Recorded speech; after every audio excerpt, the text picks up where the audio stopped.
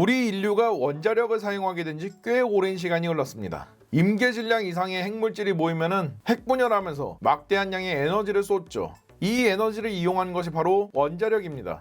원자력에 사용되는 주된 핵물질은 우라늄 235입니다. 원자력에서 우라늄 235를 쓰지 않는 원자력도 있긴 한데 극소수죠. 그리고 핵물질을 고농도로 농축시키면 핵무기로 쓸 수 있는데 우라늄 235 역시 이 핵무기로서 사용이 가능합니다. 다만 자연 상태의 우라늄에는 이 우라늄 235가 거의 포함되어 있지가 않아가지고 별도로 농축 과정을 거쳐야만 핵연료나 핵무기로 사용할 수가 있는데요. 이 과정에서 우라늄 235를 갖다가 거의 다 추출하고 남은, 그리고 우라늄 235를 거의 다 사용하고 남은 피해 연료봉의 우라늄, 그것을 우리는 열화 우라늄이라고 부릅니다. 그 열받을 때 열자가 아니라 떨어지다, 못하다 할 때의 열자예요.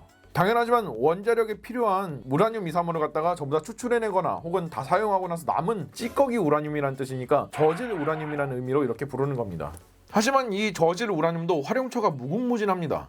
우라늄 자체가 밀도가 굉장히 높은 중금속 덩어리니까요. 밀도가 높다 보니까 방사선이 잘 못 뚫고 들어와가지고 방사선 차폐제로도 쓸 수 있고요. 같은 이유로 전차의 장갑제로 쓰기도 딱이었죠. 그리고 밀도가 높다는 이야기는 적전차를 관통하고 들어가는 관통탄자로 쓸 경우에는 착탄 시에 잘 부러지거나 뭉개지지 않는다는 것을 의미합니다. 그래서 열화우라늄 탄자를 적용한 열화우라늄 탄이 등장했죠. 심지어 열화우라늄 탄은 셀프 샤프닝이라는 굉장히 특이한 물리적인 특성도 가지고 있습니다. 일반 텅스텐 관통자는 적전차에 착탄하면 파고 들어갈수록 끝이 뭉개지는 머시르밍이라는 현상이 시달립니다. 근데 열화우라늄 탄은 적전차에 명중하면 양옆이 깎여나가면서 점점 더 뾰족해지죠. 끝이 뭉개지는 텅스텐 탄자보다 훨씬 더 많이 파고 들어갈 수가 있는 겁니다. 당연히 관통력이 더 좋을 수밖에 없죠. 하지만 위험성도 어느 정도 존재합니다. 아무래도 중금속 덩어리다 보니까 열화우라늄 탄이 명중하거나 혹은 열화우라늄의 장갑이 깨져가지고 중금속 분진이 일어납니다. 이것 때문에 참전용사들, 특히 중금속 분진에 노출되었던 사람들일수록 이상한 질병에 많이 시달리게 되었는데요.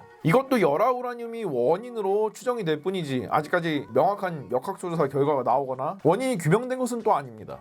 왜냐하면 군사적으로 많이 사용하는 텅스텐도 중금속이거든요. 심지어 니켈 합금도 많이 쓰는데 니켈 같은 경우에는 1급 발암 물질입니다. 그래서 일단은 뭔지는 모르지만 아무튼 조심해서 나쁠 건 없다라는 생각에 미군에서도 현재 열화우라늄 분진이 발생했을 경우에 대비하는 매뉴얼까지 만들었고 실제로 운영하는 중이에요. 열화우라늄 분진이 일어나면은 반대 방향으로 대피한다든지 그런 매뉴얼이죠. 일각에서는 방사능 물질이니 맞으면 핵폭발이 일어난다니 그러면서 절대로 쓰면 안 되는 무기라고 왜곡하고 있는데요. 제가 아까 전에 방사능 물질들을 갖다가 다 뽑아낸 찌꺼기라고 말씀드렸잖아요. 그리고 물질이 절반의 질량으로 붕괴하는 반감기가 짧으면은 방사선을 많이 내뿜고 길면은 방사선을 적게 내뿜는다는 건 상식이죠. 근데 이 열화우라늄 같은 경우에는 반감기가 45억 년입니다. 그러니까 여러분이 열화우라늄을 갖다가 갈아서 마셔도 중금속 중독으로는 죽을지언정 방사능 피폭으로 죽을 가능성은 없습니다. 이렇게 뛰어난 특성을 가진 열화우라늄 탄은 2차 세계대전 당시에 독일에서 최초로 무기화를 시도했는데요. 그때 당시 기술도 별로 좋지도 않았고 이 열화우라늄을 독일이 안정적으로 수급을 할 수가 없다 보니까 당연하지만 실패작으로 끝나게 되었죠.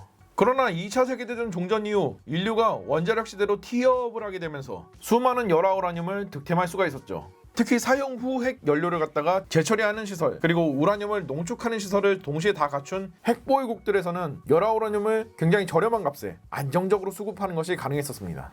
그래서 곧바로 핵보유국들은 열화우라늄 탄 개발과 운영에 나섰는데요. 대표적인 것이 미국과 소련이었죠. 미국은 특히 열화우라늄 탄을 전차포탄뿐만 아니라 30mm 기관포탄으로도 만들었는데요. 그 결과 탄생한 것이 바로 A-10 공격기였습니다. A-10 공격기는 분당 4,000발의 연사력을 가진 30mm 게틀링 기관포를 가지고 있었고요. 막대한 양의 우라늄 관통탄을 갖다가 적전차 뚜껑에 쏴가지고 손쉽게 적전차의 뚜껑을 따버릴 수가 있는 무기였죠. 다만 기관포가 너무 무거워가지고 사실상 게틀링에다가 날개를 달아놓은 수준의 공격기라고 보시면 됩니다. 근데 마침 A-10 공격기가 도입되었을 때는 1970년대 중반이었습니다. 당시 한국 같은 경우에는 F-16AB형 전투기를 도입하려고 미국이 요청을 했는데 당시 미국 같은 경우에는 한국의 인권 상황과 핵 개발 문제 때문에 박정희를 굉장히 싫어하고 있었거든요. 그래서 F-16AB형 대신에 F-16-79형이라는 다운그레이드형을 제시했습니다. 이게 뭐냐면은 F-16의 동체에다가 구형 F-4 팬텀기의 엔진인 J-79 엔진을 갖다가 달아준 버전인데요. 이게 기존의 F-16 엔진보다 추력이 6,000파운드나 뒤지는 물건이라 가지고 당연히 여러가지 성능에서 너무 안 좋은 전투기인 거예요. 그래서 박정희 대통령은 F-16의 도입을 잠정 포기를 했고요. 일단은 전시에 만약에 북한이 쳐들어오면은 북한군을 최대한 저지해주고, 또 평시에는 해상으로 침투하는 간첩선들을 갖다가 최대한 잡아줄 목적으로 공격기라도 수소문하고 다녔는데요. 이때 미국은 당당하게 A-10을 판매하겠다고 이야기했습니다. 왜냐하면 당시 미국은 일단 A-10을 도입을 하고 봤는데, 도입하고 보니까 생각보다 쓸만한 곳이 많지가 않은 그런 퇴물 공격기라고 생각하고 있었기 때문이죠. 왜 그러냐면 너무 느렸고 별다른 전자장비들이 장착이 되어 있지가 않았습니다. 그래서 무쓸모한 물건이라고 보고 나서 한국한테라면 충분히 팔 수 있다라고 판단했던 것이죠.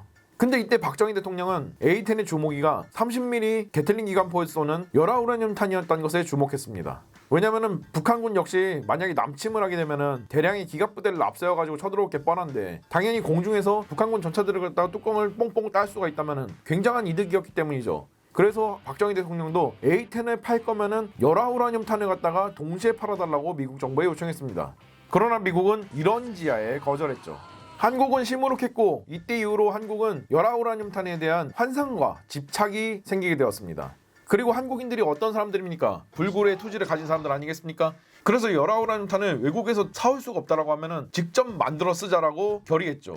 그러나 1979년 10월 26일 박정희 대통령이 궁정동에서 암살당하고야 말았습니다. 그리고 12.12 쿠데타로 신군부가 권력을 잡기 시작했죠. 그러나 신군부는 쿠데타로 정권을 잡은 사람들이라 가지고 미국으로부터 신뢰도 받지 못했고 정통성이 있다고 인정받지도 못했어요. 그래서 신군부의 전두환 정부는 미국의 환심을 사가지고 자신의 정권을 인정받기 위해서 박정희 정권 시절에 이어지던 핵과 미사일 프로젝트를 갖다가 전부 다 미국한테 갖다 바치게 되었죠. 결국은 이렇게 간신히 미국으로부터 전두환 정부가 인정을 받을 수가 있게 되었습니다. 다만 이 과정에서 핵이랑 미사일이랑은 좀 거리가 있긴 하지만, 아무래도 열화우라늄 구한다고 여기저기 수소문하고 다니면은 괜히 미국의 심기를 건드릴까봐 열화우라늄탄 연구도 역시 중단되게 되었죠. 이렇게 한국은 열화우라늄과 안녕히 계세요 하는 줄 알았는데, 1983년 미얀마의 아웅산 묘소를 참배하던 전두환 일행에게 폭탄 테러가 가해졌습니다. 전두환은 차가 퍼져가지고 지각을 해버린 통에 가까스로 참화를 피할 수가 있었는데요. 무려 17명의 고위공직자들이 떼죽음을 당해버렸습니다. 범인은 북한의 공작원들이었죠. 전두환은 분노했습니다. 그리고 북한 정권으로의 보복을 천명했는데요. 정작 자기가 몇 년 전에 핵이랑 미사일 프로젝트 다 미국한테 갖다 줘버려가지고 뭐 북한을 때릴 방법이 없는 거예요. 그래서 전두환 정부는 다시금 미사일 사업이라도 손을 대게 되었죠. 그리고 동시에 열화우라늄탄 프로젝트도 다시 시작되게 되었습니다. 이렇게 해서 1980년 가까스로 미국으로부터 방사선 차폐제를 만든다는 명목하에 톤 정도의 열화우라늄을 갖다가 수입해오는 데 성공했습니다. 그리고 이 열화우라늄을 통해서 방사선 차폐제도 만든과 동시에 열화우라늄 장갑판도 만들어봤고요. 그리고 열화우라늄 관통탄도 역시 만들어봤습니다. 그러나 여기서 한국은 열화우라늄탄에 대한 환상이 좀 깨지기 시작했어요. 일단 제 아무리 열화우라늄이라는 제재 자체가 사기라고 해도 이거를 제대로 가공할 수 있는 기술력이 없으면은 제대로 된 목표 효과를 낼 수가 없거든요. 열화우라늄은 밀도가 높긴 하지만 생각보다 무른 금속이라 가지고 안정화를 위해서 재련 과정에서 티타늄이 소량 첨가가 됩니다. 그러면은 합금을 제조하는 난이도가 굉장히 높겠죠. 티타늄 자체도 재련하는데 꽤 어려운 금속이니까 그것들을 갖다가 분자 구조 단위로 재련을 제어하는 기술, 다단열 처리 기술, 또 그걸 갖다가 냉각시키는 급속냉각 기술, 이런 기술들이 필요한데 당시 한국으로서는 그런 기술들이 너무나도 부족했던 때였습니다. 그리고 이 열화우라늄을 갖다가 한국이 안정적으로 수급하는 건 역시 불가능했었고요. 열화우라늄을 대량으로 뽑아내려면 사용 후 핵 연료를 갖다가 재처리하거나 우라늄을 갖다가 농축하고 나서 남은 우라늄이 필요했었거든요. 그 말은 핵무기를 제조하는 것과 똑같은 과정이 필요했었다는 거예요. 1987년 IAEA는 한국이 열화우라늄을 개발하고 있다는 첩보를 접하고 한국에 핵사찰을 요구했습니다. 아니 IAEA가 핵물질이라고 부를 수조차도 없는 열화우라늄 하나 때문에 이렇게 핵사찰을 요구했겠어요? 아닙니다. 한국이 열화우라늄탄을 보유하려고 한다는 그 열화우라늄을 갖다가 한국에서 스스로 자체적으로 제조해가지고 사용하려고 한다는 한국이 핵시설을 갖추려고 한다라는 것으로 받아들여졌기 때문에 이렇게 IAEA에서 알러지 반응을 보였던 겁니다. 결국 한국은 시제품을 만들고 남은 열화우라늄들은 전부 다 미국에 반납을 해버렸고 남은 시제품들은 그냥 창고에 처박아두는 식으로 프로젝트를 마감할 수밖에 없었습니다. 어차피 개발할 기술력도 부족했고 원료를 갖다가 안정적으로 수급해온 건 더더욱 불가능했었으니까요. 그래서 한국은 열화우라늄탄을 사서 쓰기로 했습니다. 1989년 미국은 애물단지로 전락한 A-10을 더 이상 두고 볼 수만은 없었습니다. 그래서 한국에 중고로 짬 때려버리려고 그랬는데요. 한국군은 이때 A-10 공격기가 가지고 있는 열화우라늄탄도 같이 달라고 요구했죠. 근데 미국은 어차피 열화우라늄탄을 그냥 한국한테 줘도 큰 문제가 될 것 같진 않아 보였어요. 국제적으로도 말이죠. 왜냐면 열화우라늄탄이 핵물질은 아니었고 당시에 딱히 한미 관계가 나쁜 것도 아니었기 때문이죠. 그리고 어차피 A10이 원래 주로 수행하던 임무인 근접화력 지원 같은 경우에도 야전 방공망이 발달함에 따라 가지고 굉장히 위험한 임무가 되어가고 있어서 비중이 줄어들고 있던 차였거든요.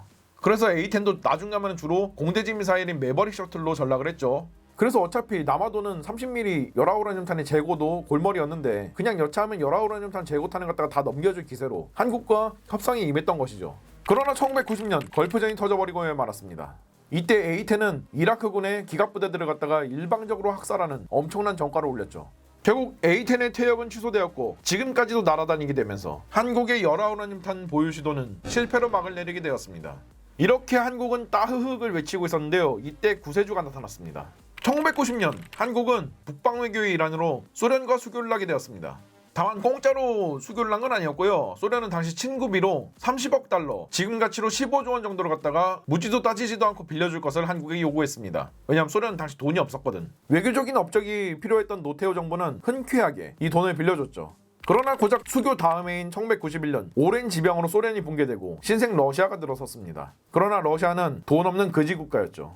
그리고 러시아는 한국에게 돈을 떼먹을 각오로 이자조차도 제대로 내지 않았습니다. 근데 우리 민족이 어떤 민족입니까? 압류 딱지도 배달해주기 때문에 배달의 민족인 겁니다. 그래서 강목 들고 모스크바로 쫓아갔는데요. 러시아는 한국에 무지막지한 불법 채권 주심에 학을 떼고 결국 빌려간 돈의 절반을 무기로 갚기로 하는 불곰 사업이 시작되었습니다. 한국인들은 신이 나가지고 어떤 무기에 빨간 딱지를 붙일까 고민을 하던 차에 마침 러시아의 최신 전차였던 T-80U를 발견했어요. 그래서 T-80U에다가 빨간 딱지 쫙 붙여주고 또 전차를 도입해오면은 탄약도 도입해야 되잖아. 탄약은 또 어떤 탄약에다가 빨간 딱지 붙일까 보다 보니까 망고탄이라는 걸 발견했어요. 망고탄은 3BM42 날개 안정 분리 처리갑탄이라고 해가지고 텅스텐으로 만든 탄자를 가지고 있는 그런 날탄이었습니다. 관통력은 2km에서 450mm를 보여줘가지고 당시 우리나라가 개발해서 쓰고 있던 105mm 날탄인 K270 날탄보다 훨씬 더 좋은 성능을 냈죠. 아니 훨씬 더 좋은 성능을 냈지. 그래서 대만족이라서 이거를 사가려고 보니까 옆에 또 다른 게 하나 있어. 3BM32 반트탄이라는 물건입니다. 무려 열화 우라늄탄이에요. 관통력은 550mm라 가지고 망고탄보다 좋습니다. 키네틱 에너지 기준 관통력 550mm면요. 지금 현재 출시된 북한의 최신 전차인 북괴브람스도 전면에서 무리 없이 뚫어버릴 수 있는 위력이에요. 자세한 거는 북괴브람스 편 영상 보고 오시면 이해가 빠르실 겁니다.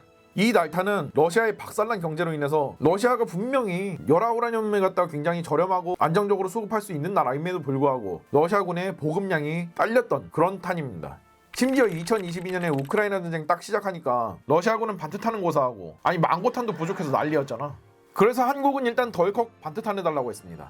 러시아는 자기네도 얼마 없는 거라 가지고 0.6974892초 동안의 마라톤 회의를 거쳤는데요. 결국은 뭐 당장 쓸 일도 없는 반트탄보다는 일단 한국의 빚을 까는 게 우선이었으니까 반트탄을 주기로 합니다. 이렇게 해서 한국은 드디어 소원이던 열아우라늄탄을 갖다가 우르르 들여오게 되었죠. 다만 열아우라늄탄의 도입 사실이 외부에 알려지면 크게 좋을 게 없기 때문에 한국군은 이걸 굉장히 조용조용하게 사용했습니다. 특히나 언론에 대대적으로 노출됐다가는 뭐 스위진보 대학생이니 비건 행동 언니들이니 이런 분들이 와가지고 평화를 위해서 반트탄을 갖다가 폐기해야 된다고 막 들어놓고 시위하고 할 게 뻔하니까요. 그래도 국정감사용으로 도입된 탄들의 정보들이 나오기도 했고 한국이 열아우라늄탄을 갖다가 운영을 한다고 외부에 아름아름 알려지긴 했었는데요. 우리 스위진보 대학생들이나 비건 행동 언니들은 그런 거 일일이 다 찾아보는 능지는 아니라 가지고 결국 T-80U의 순차 퇴역이 시작된 현재까지도 별 탈 없이 쓰다가 잘 보내드리게 되었죠.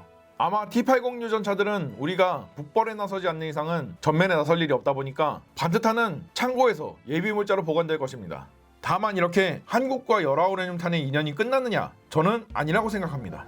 왜냐면은 우리나라가 핵무장을 하게 될 가능성이 높고 만약에 높으신 분들께서 핵무장을 못하겠다라고 하시면 제가 나서서 핵무장 시켜줄 것이니까요. 만약에 그렇게 되면은 대단히의 재처리 시설과 우라늄 농축 시설을 보유하게 될 것이니까 충분히 안정적이고 저렴하게 열아우라늄을 수급받아서 장갑제든 탄약이든 만들 수 있을 것입니다.